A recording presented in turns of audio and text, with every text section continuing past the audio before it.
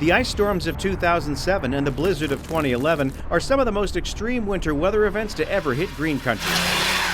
But prior to 2011, the National Weather Service had alerted county emergency managers and power companies between 24 to 48 hours in advance. County and city decision makers got together and they realized they could do better. With improved weather models, the National Weather Service can give more lead time before the storms hit. They have to make the decision 3, 4, 5 days in advance.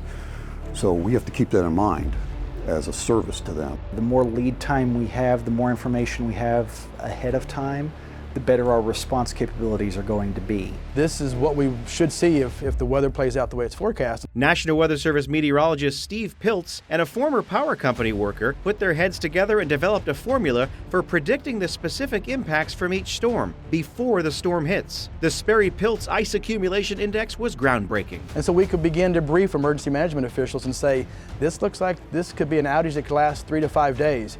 If that's the case, then you're going to need to plan volunteers and plan for supplies at shelters that may have to house people who have lost power. The Sperry-Piltz Ice Accumulation Index, created here in Tulsa, is now used across the country to help city leaders prepare for power outages.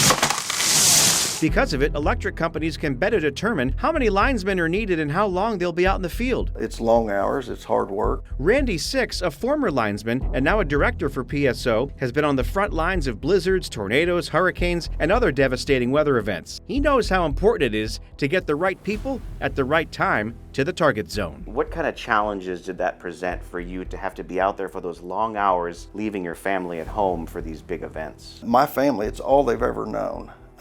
They have been supportive. They look at linemen totally different than they look at any other occupation, I would have to say. When there's a big storm coming, they probably say, Dad's got to go to work. Dad's going to work. They know. And we don't know when he'll be back, but he will be back. He will be back. Yes, he will be back. And he will always have our backs.